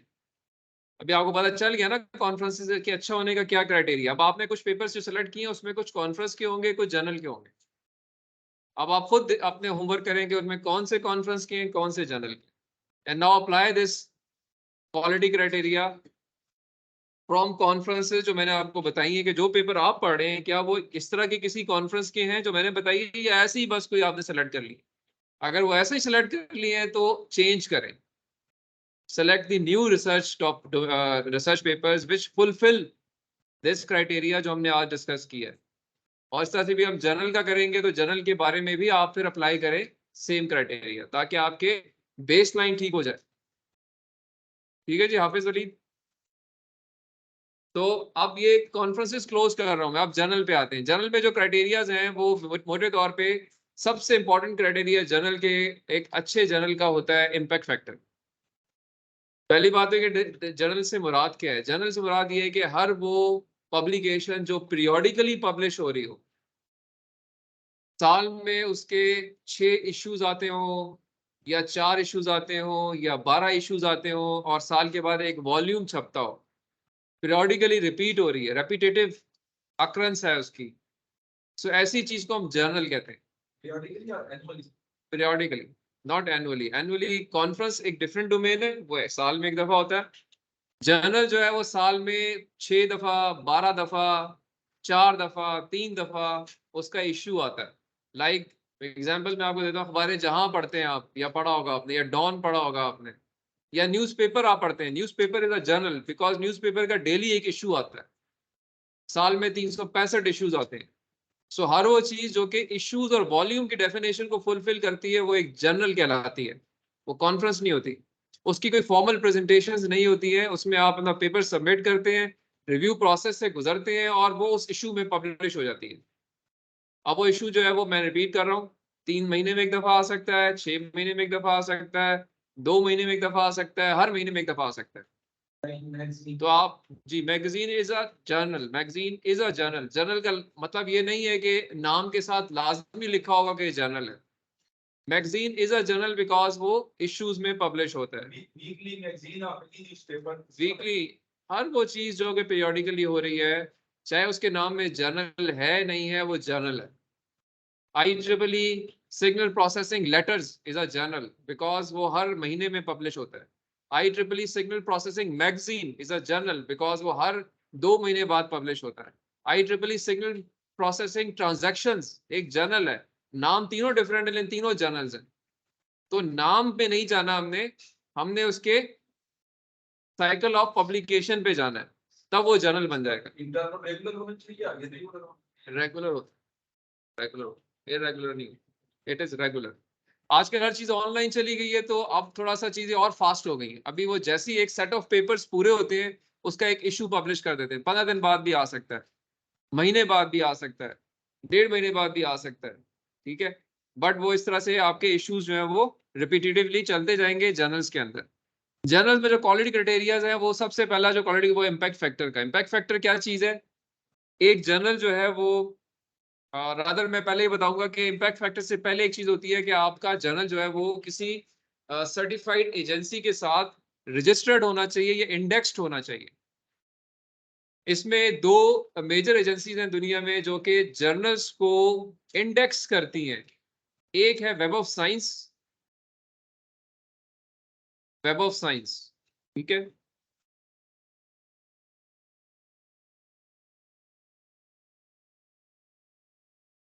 Web of science is this one. They publish a master journal list.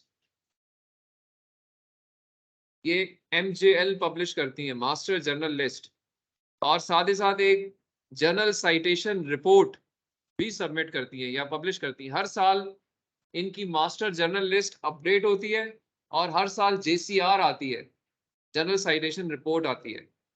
Master journal list वो जर्नल्स के इनके साथ रजिस्टर होते हैं as per there quality criteria.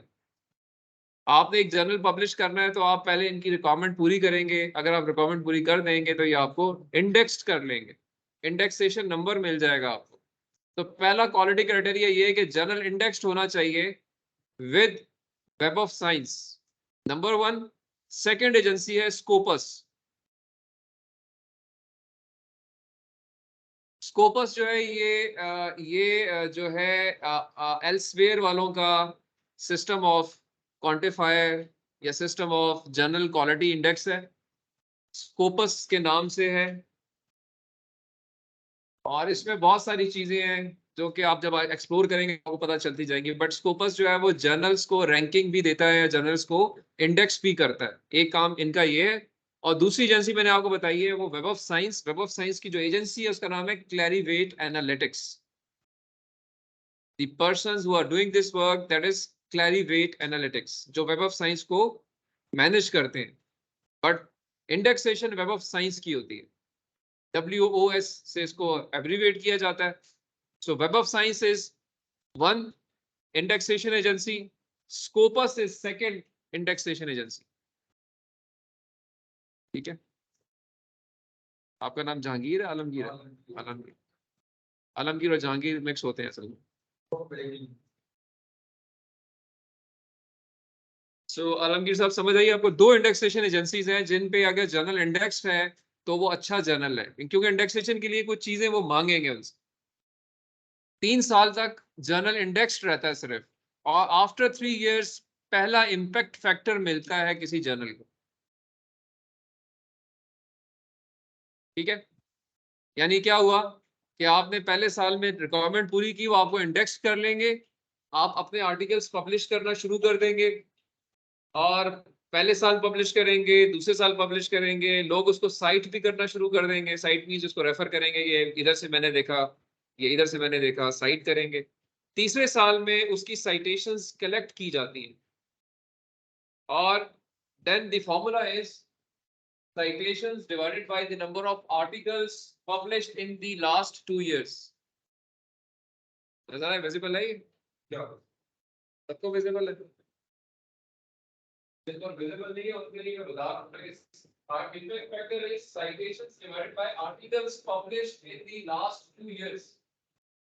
So this is called 3-year impact factor। पहली दफा impact factor मिलता है 3 साल के बाद, जिसमें तीसरे साल की citations काउंट न्यूमरेटर में रखा जाता है to the articles published in the previous 2 years। 2 साल तक आर्टिकल्स पब्लिश होते रहेंगे, और जर्नलिस्ट के लिए तीसरे साल में वो साइट होना शुरू हो जाएगी, टोटल साइटेशन जमा होगी, और फिर उस साइटेशन का आप रखेंगे न्यूमरेटर में, डिवाइड करेंगे टोटल आर्टिकल से, तो वो impact factor of the journal बनेगा, जो कि असाइन करता है आपको या देता है web of science. Web of science का काम है कि उसने आपके जर्नल का इम्पैक्ट फैक्टर पब्लिश करना है JCR के अंदर। तो वेब ऑफ साइंस जो वो चला कौन रहा है? Clarivate Analytics। मैं लिख देता हूँ, Clarivate Analytics।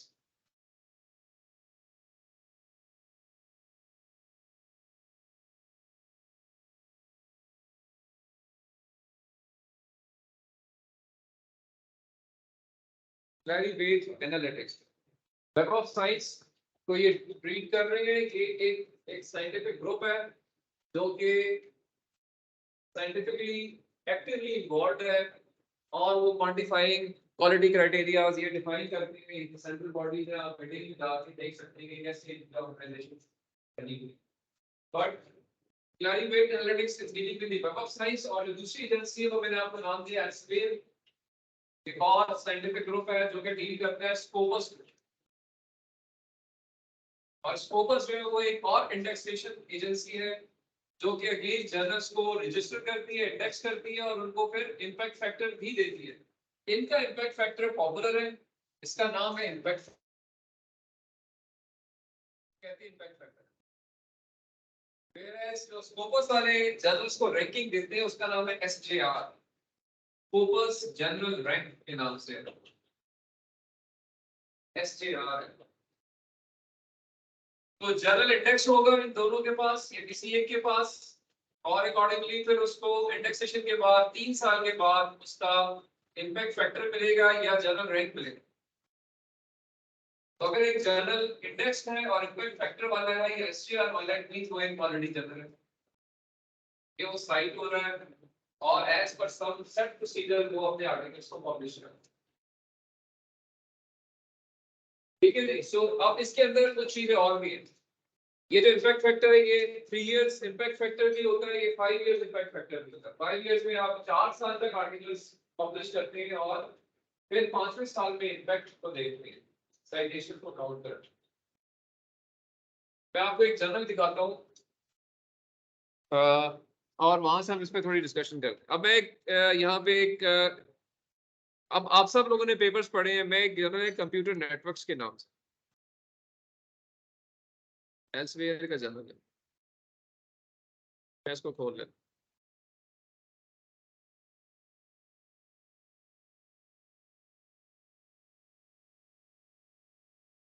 ठीक है जी, ये उनका फ्रंट पेज है, कंप्यूटर नेटवर्क्स जर्नल का नाम है। तो देखिए इसके ये 233 वॉल्यूम इस वक्त जो है वो अंडर प्रोसेस है, यानी आइडियली स्पीकिंग ये 233 साल से ये जर्नल पब्लिश हो रहा है। ठीक है, इसके इश्यूज भी होंगे, ये प्रोसेस है सितंबर 2023 के अंदर, और डिटेल्स हैं ये, इसकी कुछ और बेंचमार्किंग यहाँ पे हुई भी है, publication time etcetera etcetera, board members आप एक्सप्लोर करें, articles in press, top cited articles, most downloaded articles, most popular articles, ये सारे के सारे यहाँ पे आप इसको एक्सप्लोर करते जाएंगे। इसमें आपको बहुत सारी चीजें नजर आएंगी उनके वेब पेज के ऊपर। आप सब नहीं अपने अपने पेपर्स पढ़े हैं ना, आप उनकी वेबसाइट्स पे जाके उनको एक्सप्लोर कर सकते हैं। इंपॉर्टेंट क्या है कि मैंने ये देखना है कि ये जर्नल जो है ये इंडेक्स्ड है वेब ऑफ साइंस के ऊपर, या ये वेब पेज तो खुद बनाया हुआ ना इसने, इसने यहाँ पे एक इम्पैक्ट फैक्टर लिखा हुआ है, देखो ये लिखा हुआ है यहाँ पे, लिखा हुआ है राइट साइड पे, लेकिन इसकी इसका अपना वेब पेज है, कोई गारंटी थोड़ी कि इसने ये वाकई है नहीं है, तो कोई एजेंसी होनी चाहिए जो जहाँ से मैं कंफर्म कर सकूं कि यार ये वाकई ठीक जर्नल है। उसके लिए I have to go and see the web of science web page और स्कोपस वेब पेज, वहां पे इनका जब मैं नाम लिखूंगा वो मुझे डिटेल वहां पे देंगे। बट यहाँ पे कोई डेफिनेशन स्टिल है, लाइक देखें 5.493 इसका इम्पैक्ट फैक्टर है, इसकी डेफिनेशन यहाँ लिखी हुई है, जरा देखें कौन पढ़ेगा, किसको नजर आ रहा है,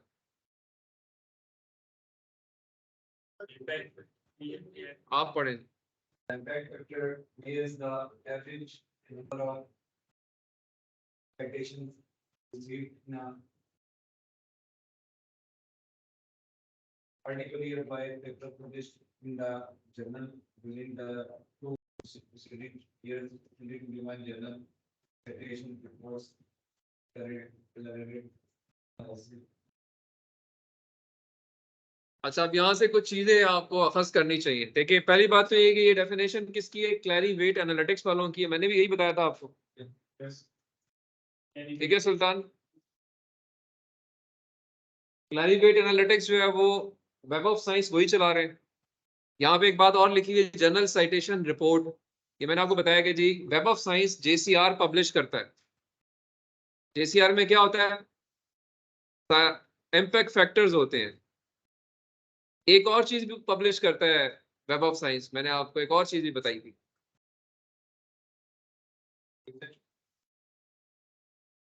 मास्टर जर्नल लिस्ट। मैंने कहा था कि जी जब जर्नल इंडेक्स होता है तो मास्टर जर्नल लिस्ट बनती है, लेकिन मास्टर जर्नल लिस्ट का मतलब ये नहीं है कि उसको इम्पैक्ट फैक्टर भी मिला हुआ है, वो इंडेक्स हुआ है अभी। साइटेशन रिपोर्ट या जेसीआर के अंदर तीसरे साल से पब्लिश होनी शुरू होती है। हर इंडेक्स जर्नल का इम्पैक्ट नहीं होता, बाज़ औक़ात कोई साइट नहीं हुआ, इंडेक्स हुआ है, साइट कोई नहीं हो रहा तो जीरो होगा ना इम्पैक्ट फैक्टर। अगर साइट कोई नहीं हो रहा तो जीरो होगा, लेकिन इंडेक्स रहेगा तो मास्टर जर्नल लिस्ट में आता रहेगा, बट साइटेशन रिपोर्ट में नहीं आएगा। ये जर्नल चूंकि साइट हुआ होता रहा है, इसका इम्पैक्ट फैक्टर बता रहा है कि 5.493 का मतलब ये कि यहाँ पे कोई वैल्यू थी तभी तो साइटेशन आई है, तो रिजर्व वैल्यूज आई हैं। तो ये जेसीआर में इंक्लूडेड है और ये रिपोर्ट पब्लिश हुई है, क्लैरीवेट एनालिटिक्स ने 2022 में पब्लिश की है।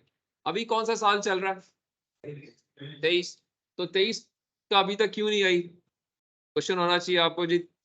यानी इधर ऊपर अगर आप देखें तो लिखा हुआ है कि 2021 जनरल साइटेशन रिपोर्ट के अंदर, यानी 21 में ये JCR पब्लिश हुई है, 2 साल इसको हो चुके हैं, अभी तक 2022 की नहीं आई है। थोड़ा इसको एवेल्युएट करें अपने दिमाग में कि जी असूलन तो यहाँ पे होना चाहिए था कि ये 23 चल रहा है ना, तो 23 चल रहा है और इम्पैक्ट फैक्टर दिया हुआ है 21 का, अभी तक 22 का भी नहीं आया। ये 21 का इम्पैक्ट फैक्टर है जो शो हुआ हुआ है 2021 का, 22 का इम्पैक्ट फैक्टर अभी तक नहीं आया है। इसकी रीजन इस फॉर्मूले में छुपी हुई है। इस फॉर्मूले में अगर आपने गौर किया हो, यहाँ पे भी लिखा हुआ है कि this impact factor measures the average number of citation received in a particular year by papers published in the journal during the 2 preceding years. अब जरा इसको जरा खोलें, इसको अनफोल्ड करें कि 2021 का इम्पैक्ट फैक्टर है ये। इट मींस यहाँ जो साइटेशंस काउंट है वो 2021 का पूरा साल जनवरी टू दिसंबर काउंट किया गया है। वो सारी साइटेशंस आ गई हैं, नंबर आ गया होगा एक, और पेपर्स कौन से देखे गए हैं उसके लिए 2019 और 20 के। 1920 में जो पेपर पब्लिश हुए, ठीक है, सबा इधर ही है, हो रही है तो रही है, थक गए हैं। थकना तो मुझे चाहिए, खड़ा हुआ मैं हूँ। अगर आप थक गई हैं तो बेशक पीछे जाके खड़े हो जाएं आराम से। That is a good way of getting fresh. और मैं क्लोज कर रहा हूँ एल्बम, मेरे टाइम भी पूरा होने वाला है, डोंट वरी। इसको क्लोज करते हैं फिर आप रिलैक्स कर सकते हैं। सो मैं रिपीट करता हूँ, 2021 का इम्पैक्ट फैक्टर आया, इट मींस के 2021 की साइटेशंस जो है वो काउंट हुई है। इन काउंटिंग के लिए नीचे जो पेपर देखे गए हैं वो 19-20 के देखे गए, उनको 21 में साइट किया गया, यानी जनवरी से दिसंबर तक। तो उसको इकट्ठा करने के लिए 2022 में जनवरी से लेके अगस्त तक 8 महीने ये एफर्ट की गई है ताकि वो साइटेशंस कलेक्ट हो जाए, क्योंकि दिसंबर 31 तक साइटेशंस आ रही थी ना। अब आप जनवरी 2022 में ये काम करना शुरू हुए कि आपने वो कलेक्शन शुरू की, क्लैरीवेट वालों ने वो कलेक्शन शुरू की 2022 के स्टार्ट से। एक आध महीना डिले किया होगा, फिर अकॉर्डिंगली उन्होंने अपनी कलेक्शन शुरू की, और उनको 6 से 8 महीने लगते हैं to collect the data of 2021 in 2022, and then in August they publish this impact factor. अभी 2023 का अगस्त नहीं आया। इट मींस क्या हो रहा होगा इस वक्त, 2022 का डाटा कलेक्ट हो रहा होगा अभी। तो जैसे ही अगस्त आएगा आप देखेंगे यहाँ पे इम्पैक्ट फैक्टर चेंज हो जाएगा, ये डाटा चेंज हो जाएगा। अगस्त 2023 में 2022 का इम्पैक्ट फैक्टर अपडेट हो जाएगा, अभी 2021 का इम्पैक्ट फैक्टर। ये चीज समझ आई है या नहीं आई है, ये ध्यान में रखें। अकॉर्डिंगली ये 3 साल का इम्पैक्ट फैक्टर है।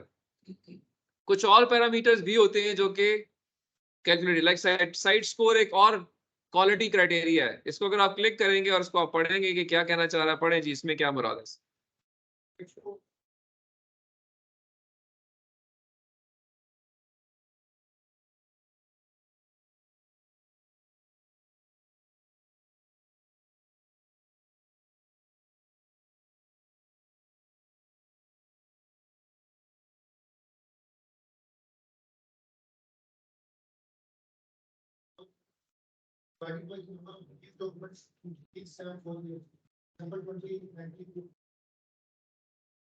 अब यहाँ पे देखिए एक फर्क आ गया, इधर फर्क ये आ गया कि इधर सिर्फ वो आर्टिकल्स कंसिडर किए गए हैं जो कि साइट हुए हैं।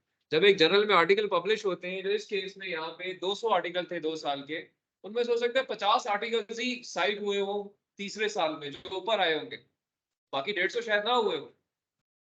तो इम्पैक्ट फैक्टर जो है वो ओवरऑल जर्नल का ओवरऑल इम्पैक्ट बता रहा है। साइट स्कोर जो है उसमें जो साइटेबल आर्टिकल्स हैं उनका इम्पैक्ट बता रहा है कि आउट ऑफ 200 सिर्फ 50 हुए हैं।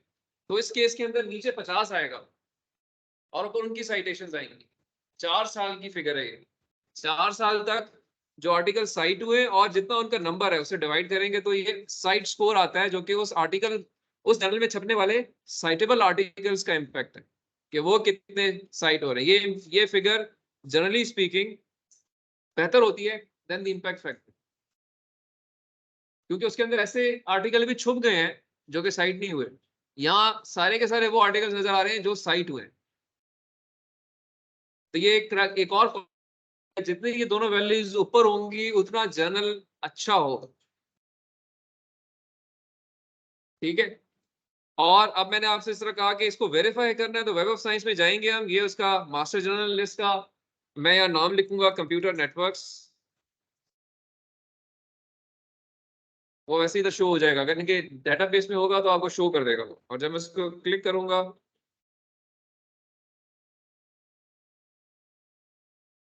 तो ये देखें उसने इसको इंडेक्स शो कर दिया कि जी हमारे पास इसका ये पब्लिशर है, ये इसका एसएसएन नंबर है, ये मेरी कोर कलेक्शन में ये इंडेक्स हुआ हुआ है, ये मेरी उसकी सब्सिडियरी कलेक्शन हुई हुई है, और ये इसकी डिटेल्स आपने चेक करनी है तो आप उसका प्रोफाइल पेज खोलें। ये मुझे वेरीफाई कर रहा है कि ये जर्नल वाकई वेब ऑफ साइंस में इंडेक्स भी है और जेसीआर में भी इसका नाम शामिल है। By just seeing the web page of the journal I should not just कि है जी। बहुत सारे लोग बेवकूफ बन चुके हैं दुनिया में इस पे। जर्नल्स फेक्स होते हैं, उन्होंने क्लोन बनाए होते हैं बहुत सारों ने, वेब पेज पे कुछ लिखा होगा, होगा कुछ नहीं। This is the verifying agencies, go and verify.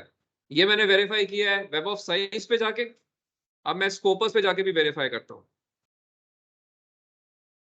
एसजेआर के नाम से हम सर्च करेंगे, जनरल सर्च, ये देखें स्कोपस जनरल रैंक, ठीक है। यहाँ पे मैं उसका टाइटल लिखूंगा एसजेआर मिगो जर्नल एंड कंट्री रैंक, ये उसका एब्रीविएशन है, बट ये स्कोपस जर्नल रैंक के नाम से जाना जाता है। मैं इसमें अब नाम लिखता हूँ computer networks.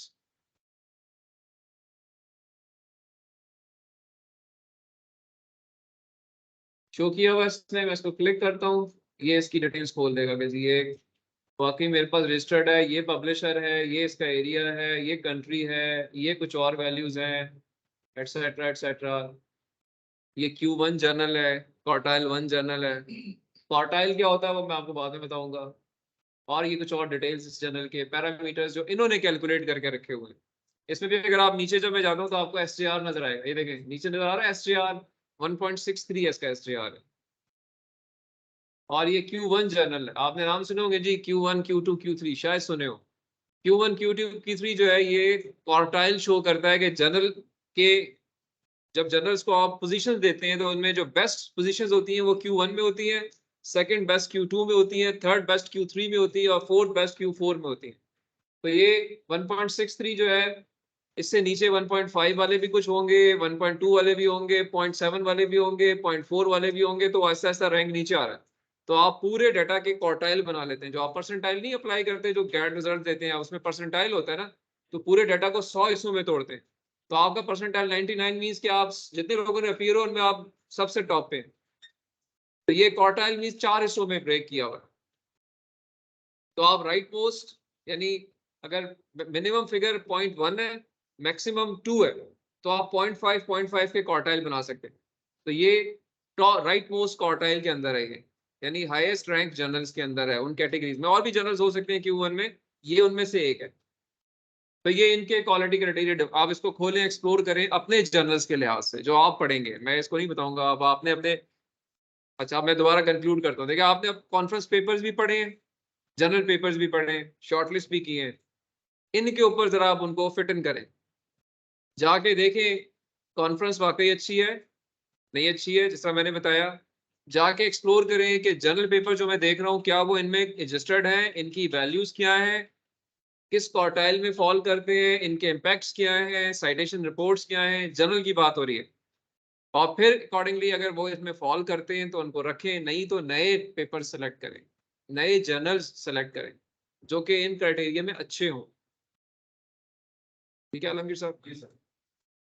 Web of science and Scopus, HEC ने भी एक जनरल क्वालिटी क्राइटेरिया बनाया हुआ, उसको हम नाम देते हैं HEC general ranking system, HJRC।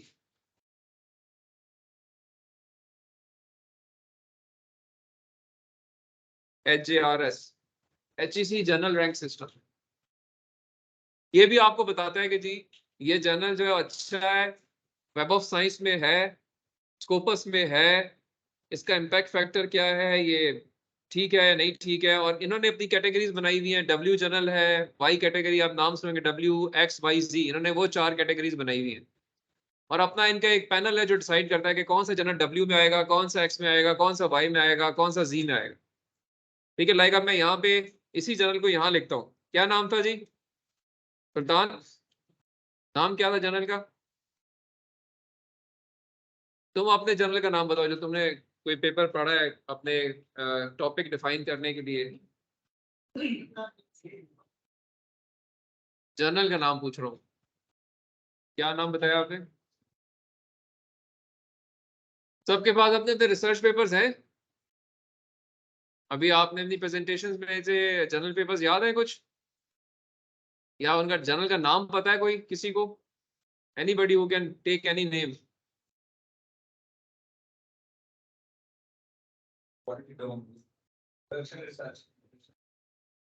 International journal of production, ये है जी, ये ठीक नाम है। तो लेट्स ये जी ओके, ये बिल्कुल रजिस्टर्ड है। देखिए इसमें ये आपको इंफॉर्मेशन नजर आ रही होगी, ये यहाँ पे पब्लिश हुआ है। स्कोपस में भी ये यस है, इंडेक्स्ड है। वेब ऑफ साइंस में भी इंडेक्स्ड है। ये इसके एरियाज हैं, डब्ल्यू कैटेगरी का जर्नल है। ये कुछ इसके फर्दर पैरामीटर्स हैं जिसमें आप देखें एसटीआर की वैल्यू नजर आ रही है आपको, ये वो जनरल रैंक है जो कि स्कोपस देता है। इस तरह से आपको CD2 नजर आ रहा है, ये इम्पैक्ट फैक्टर है, इसका दूसरा नाम है। ये इनको आप एक्सप्लोर कर सकते हैं सबको। EFT क्या है, AIF क्या है, STR क्या है, go and search and try to understand कि ये पैरामीटर्स क्या हैं। आपको अपने जर्नल के पैरामीटर्स की डेफिनेशन भी पता होनी चाहिए। प्रेजेंटेशन में जब आप डालें तो वहां पे ये डेफिनेशंस भी डालें, ठीक है। और ये डब्ल्यू कैटेगरी जर्नल है, इसका मिडिलियन प्लेटिनम है, मतलब इसको अगर इसकी ये platinum is the best category. Platinum से नीचे डायमंड है, फिर गोल्ड है, फिर सिल्वर है, फिर ब्रॉन्ज है, फिर क्ले है, फिर नोबल एक्सप्लेनेशन है। इस तरह से इनकी 5-6 कैटेगरीज है जिसमें वो जर्नल्स की क्वालिटीज को ही डिफाइन कर रहे होते हैं। The best one is platinum. इसका अपना रैंक जो है वो जनरल परफॉर्मेंस इंडेक्स है 94, ये इसका परफॉर्मेंस इंडिकेटर है। और अपने एरिया में ये 59th नंबर पे है आउट ऑफ 3000 जर्नल्स, ठीक है। तो इस तरीके से ये आपका सिस्टम ये है जो कि HEC का जनरल रैंकिंग सिस्टम। तो अब आपने क्या करना है, मैंने कवर करते हैं। Everybody is tired, I close it.